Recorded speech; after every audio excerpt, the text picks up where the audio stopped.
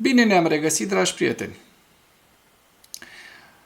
Un general american a amenințat zilele trecute, în această săptămână, pe față Kremlinul cu ocuparea Kaliningradului dacă trupele rusești ar avea îndrăzneala să atace vreun stat NATO, și aici cu referire în special la țările baltice, care sunt destul de vulnerabile, destul de expuse unui astfel de atac rusesc. Imediat au sărit ca și arși politicienii, politrucii de la Moscova, amenințând cu bombele nucleare, cu atacuri nucleare asupra țărilor europene, țărilor NATO care ar îndrăzni să facă un astfel de lucru. Adică cum ar veni, noi, rușii, avem voie să vă atacăm pe voi, dar voi nu aveți voie să ne atacați, pe noi, că noi avem arme nucleare. Și ce dacă aveți voi arme nucleare? Că și noi avem arme nucleare. Chiar așa. Ce rezolvați voi cu armele voastre nucleare pe care nu le puteți folosi? Odată pentru că toată Rusia s-ar transforma într-un deșert. Într-un deșert. Toată Rusia.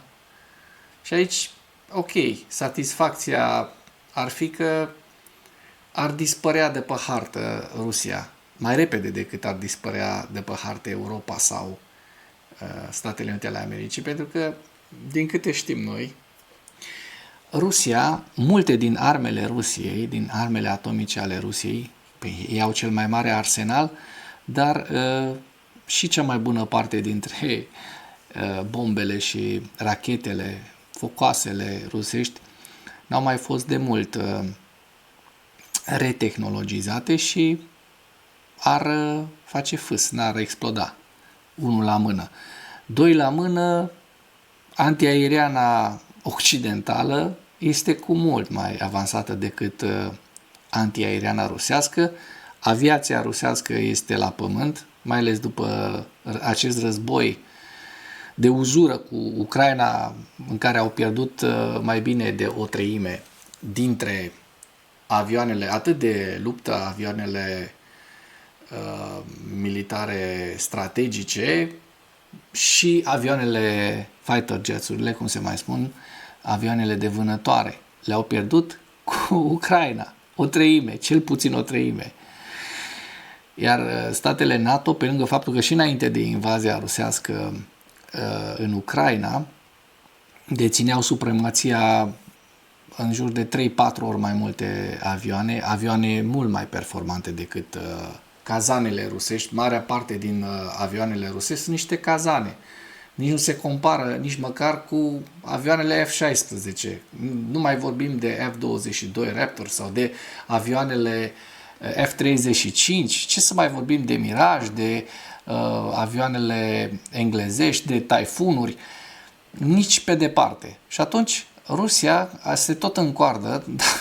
Din păcate, oamenii din România pun botul, și nu numai din România, ci și din Europa, pun botul la aceste amenințări și se tem de Rusia. Rusia, care este un stat care și-a frânt jumătate din dantură, încercând să muște din Ucraina, da?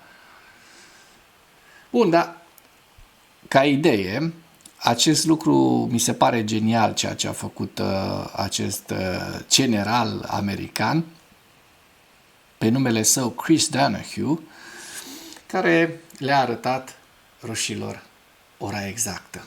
Vorbește cu Rusia și cu liderii Kremlinului exact pe limba lor, adică pe limba cu limba agresivității, exact pe limba acestor criminali.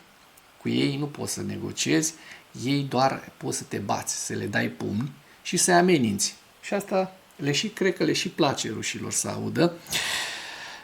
Subiectele principale ale analizei noastre de astăzi sunt atac masiv al dronelor rusești asupra Odesei, o clădire cu mai multe etaje a luat foc în oraș și vă prezint și imagini de la acest atac, pentru că este la 2 pași de România, Odessa. Salvatorii ucraineni au arătat consecințele acestei crime de război, a atacului cu drone rusești asupra Odesei. Comandantul armatei ucrainene, generalul Sârskîi, i-a raportat lui Zelensky despre situația de lângă Pokrovsk. Un grup de sabotaj inamic a fost distrus. Încă un grup de sabotaj rusesc fiind distrus. Australia donează tancuri Abrams Ucrainei. Rusia a ocupat o altă așezare în regiunea Sumă, spun analiștii think tank-ului ucrainean Deep State. Și la final vă prezint hărțile Institutului pentru Studiul Războiului, cât și ale Deep State. Atac masiv al dronelor inamice asupra Odesei. O clădire cu mai multe etaje a luat foc în oraș, existând un deces. În urma atacului cu drone inamice asupra Odesei, clădiri de apartamente din oraș au fost avariate, o clădire înaltă a luat foc, o persoană a murit și există și alte victime. Prima explozie a fost raportată la orele 12 și 21 de minute, deci noaptea, când oamenii se bagă la somn, atunci se întâmplă aceste crime de război, așa fac rușii. Ulterior, au existat rapoarte despre o serie de explozii la Odessa. Canalele de monitorizare au raportat de asemenea un nou val de drone inamice în Odessa și regiune. Explozii la Odessa au fost raportate până la orele 12 și 50 de minute noaptea. Și acum mergem la consecințe, pentru că salvatorii ucraineni au arătat consecințele acestui atac. Și vă arăt niște imagini, ca să vă faceți așa o idee cum trăiesc, cum își petrec, își petrec în ghilimele, cum încearcă ucrainenii să supraviețuiască pe timp de noapte. Vedem aici femei și iată și un copil care stă la probabil ceea ce se numește un cadavru. Vedeți că este și imaginea, imaginea blurată, este un membru probabil al acestei familii. Și am văzut că sunt și răniți. Vă prezint aceste imagini pentru a încerca să vă trezesc pe cei care încă credeți că Rusia este un stat normal, un stat bine intenționat, un stat creștin, care nu e așa, apără creștinitatea de răul din lume. Nu, ei sunt răul pur. Federația Rusă, Federația Dusă, este definiția răului pur. Este un adevărat imperiu al răului. Generalul Sârskîi a raportat lui Zelensky despre situația de lângă Pokrovsk. Un grup de sabotaj rusesc a fost distrus. Al câtelea? Și la cât mai multe dorim rușilor să piardă cât mai multe astfel de grupuri de sabotaj și nu numai. Comandantul șef al forțelor armate ale Ucrainei, Oleksandr Sârskîi, a raportat distrugerea sabotorilor ruși care pătrundeau în Pokrovsk, în regiunea Donetsk. A raportat comandantului suprem despre situația operațională de pe front. Accentul principal se pune pe direcțiile Pokrovsk și Novopavlivka, unde soldații noștri rețin cu curaj atacul sporit și distrug agresorul rus. Rușii continuă să folosească tacticile unor grupuri mici de infanterie, dar sunt neputincioase în încercările de a cuceri Pokrovskul. Astăzi, un grup de sabotaj și recunoaștere inamic a încercat să pătrundă în oraș, dar a fost demascat și distrus de către apărătorii Ucrainei. Pokrovskul nostru continuă să mențină cu fermitate apărarea. Comandantul șef a menționat că împreună cu ministrul apărării Denis Mihal a raportat solicitările forțelor armate privind furnizarea de arme și echipamente militare, în special arme pentru atacuri la distanță pe teritoriul inamic. Australia donează tancuri Abrams Ucrainei. Este vorba despre un pachet de 160 de milioane de dolari americani, 245 de milioane de dolari australieni. Și vorbim despre cele 49 de tancuri furnizate deja de către Ucraina, bună parte din ele. restul urmând să fie livrat în lunile următoare, a declarat ministrul apărării australian Richard Marles. Acesta spune că tancurile M1A1 vor aduce o contribuție semnificativă la lupta continuă a Ucrainei împotriva invaziei ilegale și imorale a Rusiei. Guvernul a declarat că tancurile fac parte dintr-un ajutor în valoare de 1,5 miliarde de dolari acordat Kievului de către Canberra. O veste proastă, pentru că sunt și astfel de vești, pe lângă veștile cu atacurile masive asupra obiectivelor civile ucrainene, atacurile criminale rusești. Rusia a ocupat o altă așezare în regiunea Sumă, spun analiștii Deep State, a think tank-ului ucrainean. În noaptea de 19 iulie, proiectul analitic Deep State, adică azi noapte 18 spre 19 mai precis, a raportat că rușii au ocupat Jablonovka din regiunea Sumă. Pe lângă informațiile despre Jablonovka ocupată, analiștii au raportat avansuri inamice în apropiere de Yunakovka, regiunea Sumă, Hatnego și Romanovka din regiunea Harkiv și Toreț din regiunea Donetsk. Verificăm și vedem dacă acest lucru s-a realizat.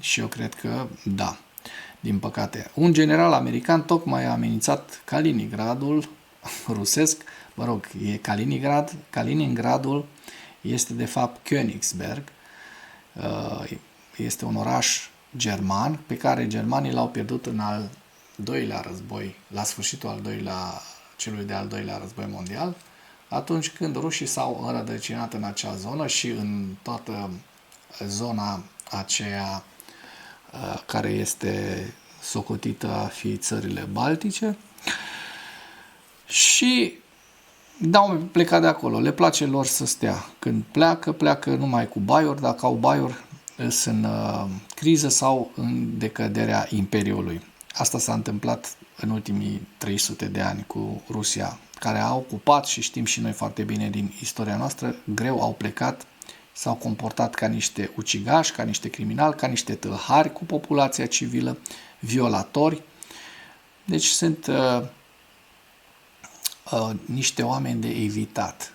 Ca să ajungi în contact, este bine să-i ții la distanță, cât mai la distanță. Enclava rusească Kaliningrad este din nou în atenția publicului, după ce un comandant militar american de rang înalt a emis pe data de 17 iulie un avertisment dur Kremlinului că forțele NATO ar putea prelua controlul asupra acesteia într-un interval de timp fără precedent. Este vorba despre comandantul armatei americane din Europa, pentru Europa și Africa, generalul Chris Donahue, care sunt printre cele mai dure de până acum, făcute de către un oficial militar occidental, o amenințare directă la adresa Kremlinului cu privire la consecințele unei noi agresiuni rusești dincolo de Ucraina. Acestea vin pe fondul tensiunilor tot mai mari dintre NATO și Rusia de la începutul invaziei sale la scară largă și după o serie de avertismente din partea oficialilor occidentali cu privire la intențiile viitoare ale Moscovei de a ataca membrii NATO. Da, Kaliningradul, vedem aici, este o enclavă situată între Polonia și Lituania și Rusia e la distanță de câteva sute de kilometri de această enclavă. O enclavă care, după părerea mea, n-ar fi trebuit permisă Rusiei niciodată, având în vedere că este atât de aproape, atât de țările baltice, cât și de Finlanda, Suedia, Norvegia, țările scandinave, cât și de Polonia și chiar de Germania. Deci este la un pas de Germania. Aici vă prezint niște poze, dar din Kaliningrad. Da? Rușii se pregătesc pe un gardul de parcă dracu ar vrea să le intre în să fugă în Rusia, să pătrundă în acest teritoriu no man's land, cum se zice, a unui imperiu al răului, unei dictaturi puturoase, care nu este deloc conformă cu timpurile pe care le trăim, dictatura rusă, o mizerie. Dar hai să vedem mesajul direct. NATO va ocupa Kaliningradul și va învinge armata rusă, spune comandantul armatei NATO, Christopher Donahue, spune că care are chiar și un plan pentru acest lucru. Îl vedeți pe general în această imagine, foarte îndrăzneț, mi se pare o mutare foarte inteligentă. Dacă vă uitați la regiunea Kaliningrad, aceasta este înconjurată din toate părțile de către țările NATO. Nu există absolut niciun motiv pentru a descuraja Rusia să nu putem suprima zona A2AD, adică fără manevră, fără acces, de la sol, mai repede decât am putea vreodată. Am planificat și am dezvoltat deja capacitățile necesare. La asta le place la rus să audă, în ghilimele, cu ghilimelele de rigoare. Vreau să vă mai prezint ceva. Vedeți o dronă Shahed aici și veți vedea imediat, o să încerc să pun și pe stop. Ați văzut ce repede a intrat? Hai să vedem dacă am reușit mai înainte să surprind momentul chiar înainte ca racheta să intre, o rachetă așa frumos se vedea. Hai să văd dacă mai... Ia uite-o. Vedeți această rachetă care intră direct în drona rusească Geran, Shahed. Asta ne arată că ucrainenii au tot construit și construiesc în continuare o defensivă antiaeriană foarte performantă. Deci a distrus acest interceptor, o rachetă de mici dimensiuni, un proiectil rachetă, a distrus, așa cât ai zice, pește această dronă rusească, care este trimisă în roiuri pentru a distruge și a demoraliza poporul ucrainean. Eu vreau să vă arăt o treabă interesantă. Da, deci ucrainenii sunt chiar foarte, foarte ingenioși la acest tip de materiale. Asta mi se pare un lucru foarte drăguț pe care cei de la Meanwhile in Ukraine, între timp în Ucraina, l-au realizat. Da.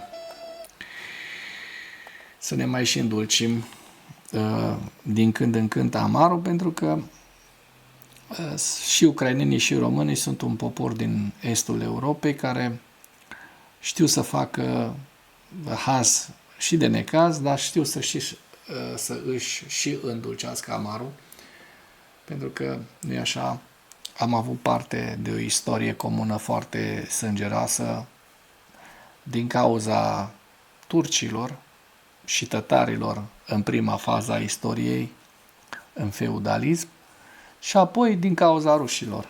Deci, când am scăpat de turci, am scăpat de dracu și am dat peste taigă sau peste ruși. Trecem la ziua 1242 a războiului din Ucraina.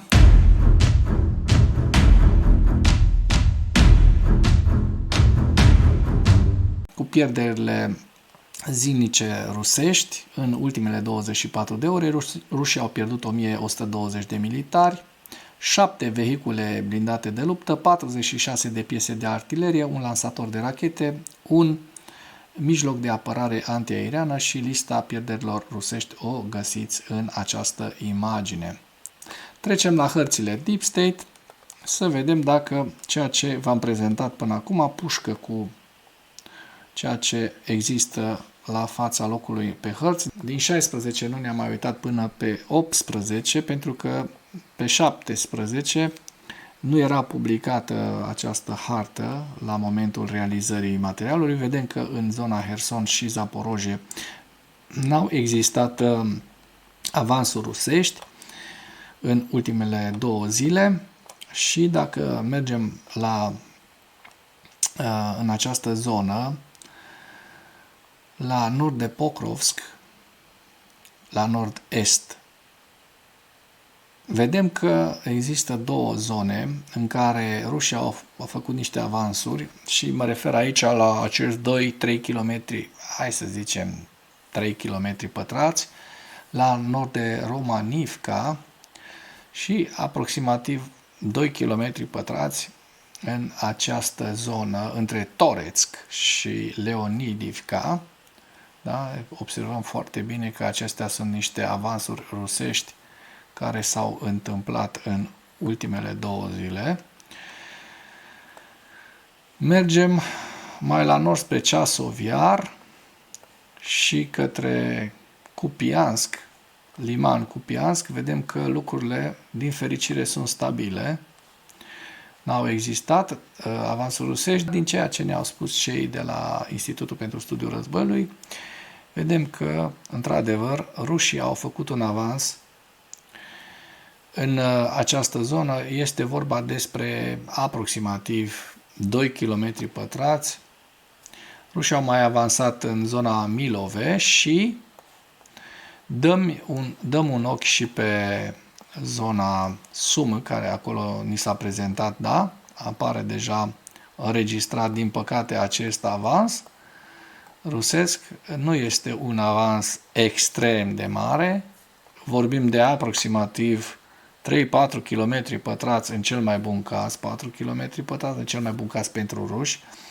Vedem că rușii au reușit să ocupe atât Iunakivka, da, cât și Yablunivka, da? Deci se văd foarte bine din aceste imagini că rușii au reușit să ocupe aceste 2 orașe, 2 localități și sunt încă la distanță destul de mare de Sumă, dar să sperăm că nu vor ajunge niciodată la porțile Sumă, pentru că atunci ar fi o problemă foarte mare. Știm că rușilor le place să meargă la ras. Și deocamdată, din câte, haide să mărim așa un pic, asta e 5 km, sunt în jur de 30-35 de kilometri, cel puțin, spre 40 de Sumă, deci această zonă, care, dacă s-ar apropia undeva la 15-20 de kilometri, deci dacă rușii ar ajunge în această zonă, aici, ar bombarda masiv Sumă și ar rade acest oraș de pe fața pământului. Sper să nu se întâmple acest lucru, pentru că sper că acești dăunători care au provocat atâta pagubă și distrugere în Ucraina să fie opriți și să nu treacă mai departe de această zonă, de această barieră. Trecem la evaluarea campaniei ofensive rusești în viziunea analiștilor de la Institutul pentru Studiul Războiului la data de 18 iulie, cu principalele știri. Consiliul European al Uniunii Europene a aprobat cel de-al 18-lea pachet pe data de 18 iulie de sancțiuni vizând în principal veniturile din petrolul rusesc și schemele de eludare a sancțiunilor. Oficialii ruși au continuat să susțină în mod fals că sancțiunile nu au un impact asupra economiei rusești, ca răspuns la un nou pachet de sancțiuni ale Uniunii Europene. Anumiți oficiali ruși recunosc impactul sancțiunilor asupra economiei ruse, în ciuda eforturilor Kremlinului de a masca și respinge astfel de impacturi, de exemplu cei de la Moscow Times, care au relatat pe 17 iulie că președinta Băncii Centrale a Rusiei, Elvira Nabiulina, a declarat, în special la Forumul Economic Internațional de la Sankt Petersburg, pe data de 19 iunie, că Rusia și-a epuizat multe dintre resursele libere de la începutul războiului la scară largă a Rusiei împotriva Ucrainei și trebuie să gândească la un nou model de creștere. Nu știu cum Dumnezeu mai stă pe funcție această Nabiulina, cum Dumnezeu mai trăiește. Spune niște lucruri concrete. Cele mai noi sancțiuni ale Uniunii Europene reprezintă un pas pozitiv, dar o conformitate și o aplicare mai amplă din partea Occidentului sunt necesare pentru a exercita o presiune economică maximă asupra Rusiei. Președintele Ucrainei, Volodymyr Zelensky, l-a numit pe fostul ministru al apărării Rustem Umerov în funcția de secretar al Consiliului Național de Securitate și Apărare pe 18 iulie. Kremlinul continuă să își intensifice eforturile de cenzură pe termen lung pentru a-și asigura un control mai mare asupra spațiului informațional online rusesc și vedem în final hărțile Institutului pentru Studiul Războiului cu regiunea Sumă, cu cele două avansuri în cele două localități ucrainene pe care vi le-am prezentat, Lugansk, Constantinivka, Pokrovsk, Novopavlivka, Donetsk, Zaporojie și Herson. Și cu acest ultim detaliu închei materialul nostru de astăzi cu îndemnul, cu rugămintea, dacă ați găsit informații utile în acest videoclip, să nu ezitați să-l transmiteți, să-l distribuiți mai departe pentru a ajunge la cât mai multă lume. Mulțumesc mult!